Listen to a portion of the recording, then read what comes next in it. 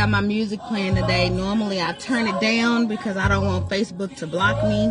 So I don't even know if y'all gonna get this live today, but I'm playing my music. I'm playing my music. I'm asking God to block Facebook today. That He had that Facebook don't even have control of His platform on today. So anyway, today is Thursday, and normally I come on in a 7:30 hour, but I said that I'm going out of town, which means that I will not be able to come on later on this evening. But I cannot let Thursday go by without stopping and encouraging and inspiring somebody. And as I was riding, this just came to me. This is the reality. This is the reality of life, is that some people would never even open up the Bible to hear those stories that you were raised to believe, or that you believe in God, or how you found Jesus, the Holy Spirit. Some people will never even open up the Bible to see it that way. So you have to be that Bible. Somebody would have to see you go through whatever it is that you're going through in your life to know that there is a God. Not because they picked up and they opened up the Bible. Just imagine, some people are never going to open up that Bible to read the story of the 3 people that was put in the fiery furnace but came out untouched. And the person that put them in there witnessed that there was not 3 people, but there was 4 people. So somebody got to be able to see you go through the very worst, the very bad, something that was supposed to take you out and kill you. Do you understand? The Bible, the story in the Bible was 3 people put off in the furnace. I want you to tell me 3 people today, somebody, one person that is placed in the furnace today, what is going to happen? They won't be able to live and tell you the story. So they won't be able to open up the Bible to read that story, but they were able to watch you go through something that was supposed to take you out.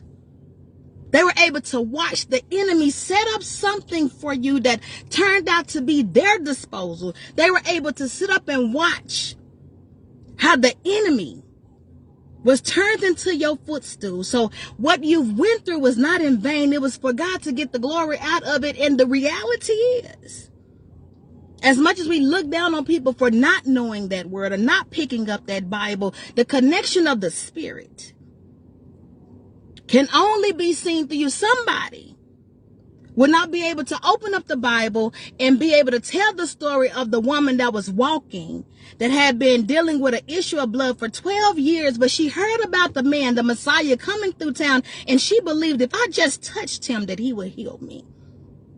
So it's going to be you that's going to have to be that earthly Bible that is walking around, that was filthy, that was dirty, that went through things that nobody on earth could deliver you from. But it was something about you that said, if I could just put my hand on God, if I could just touch Jesus as he's coming through. There was a moment when I was down on my deathbed. That was the moment that I was in darkness, and I just reached my hand up and I said, Jesus, just meet me where I am. See, your story is going to bring somebody else through.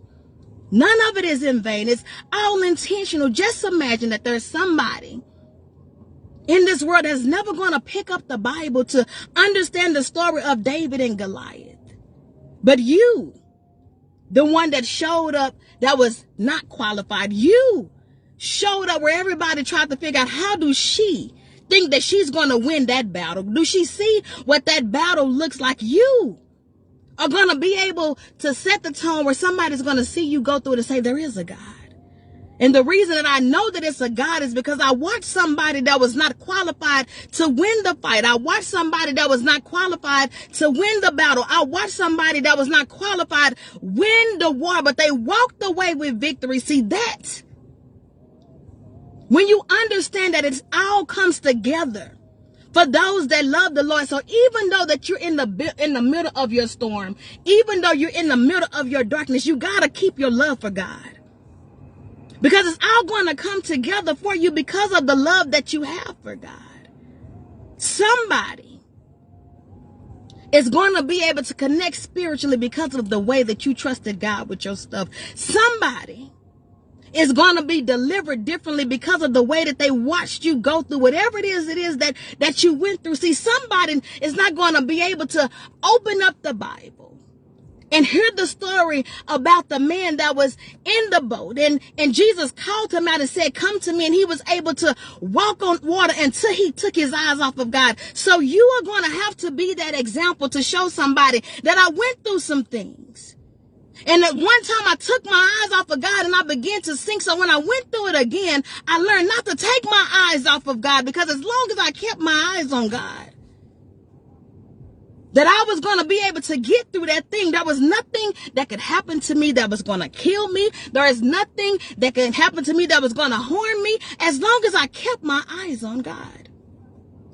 So you that are traveling through this world, through this journey, that's woke up this morning, God, what is my purpose? Why am I going through this? Why does this hurt so bad? Why am I stuck in this? Why have I kept been looking at this? God is saying, it is you.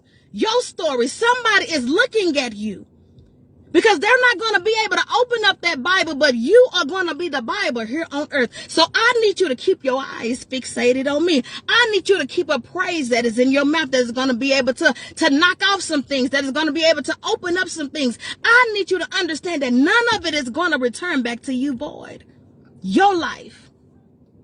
The reason that you woke up this morning is because you have purpose. The reason that you did not throw in the towel, God is saying that you didn't, it doesn't mean that you did not go through things that did not give you the opportunity to throw in the towel. But God is saying, I need you to put a praise on it on a Wednesday, because you did, on a Tuesday, Thursday, because you did not throw in the towel.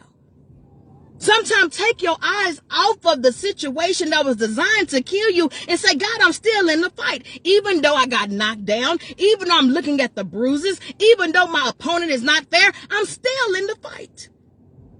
And just because you're still in the fight, watch what God does for you and through you. Your story does not belong to you. Your story was designed for God's glory. Your story was designed to pull some people through. Your story, some of our children are here right now because of the way that we're going through our story.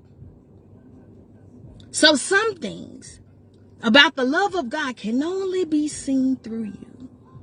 So even though I'm not able to stop and encourage you in the 7:30 hour, my prayer is that this live finds you not on my time, but on God's time, in whatever season that you're in right now.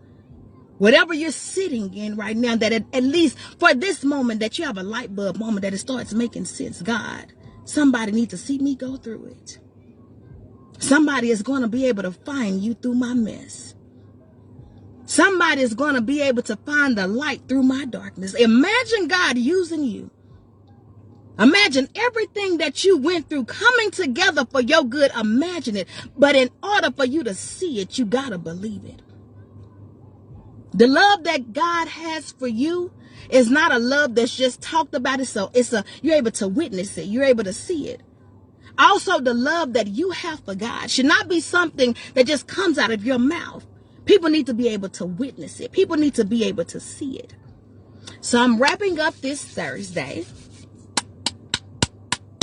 I'm wrapping up this Thursday, a Thursday that was not promised, a Thursday where I could have woke up not enclosed in my right mind, a Thursday that I could have woke up and said, Lord, I am journaling all by myself, but a Thursday where I stopped in the 12:45 hour just to encourage my sisters, because God has blessed me to be an extension of their love, an extension of kindness, to be light, to bring light into the room. I'm blessed. I give God everything that I could bring to the table. I offer God everything that I have. Because I remember having and I wasn't offering anything, but it was the moments of me having nothing that I took the little bit that I had and I offered it to God, and look what God is doing through me. I love you so much, sisters. I love you, Tilo. Man, I love you so much. Pray for me. God is going to take me and bring me back greater than the way that I left. I need this vacation. Go out in the world and love on somebody. Open a door. Share a smile. Forgive somebody. Go out in the world and love on somebody. But before you dart that door and love on anybody, first, please pause, stop, and love on yourself. Give yourself some credit on this season. Don't downplay it. Don't give yourself a little attention. Give yourself a lot of attention in this season. Love on yourself in this season, because believe it or not, The enemy has been riding your coattail trying to get you out of position. But right now, you're in position. How I know that you're in position? Because you're connected to a group that loves you. You're connected to a group that prays for you when they don't even feel like praying. You're connected to a group that is growing because God is sowing. You're connected to a group that's in the middle of the harvest. So that's how I know that greater lies for you because of who you're connected to. Some of you don't even know who it is that you're connected to, but I'm just reminding you, I'm telling you in this moment right now, you're connected to some goodness. You're connected to it because God has already showed it, confirmed it. I'm on display. You see me. God is good. God is faithful. Every word, every promise will come back to us and we'll be able to see it. I love you, sisters. Go out and love on somebody. Have a fantastic Thursday. I'm excited. Can y'all tell? I need a vacation. Bye, y'all. Love you. Love you so much.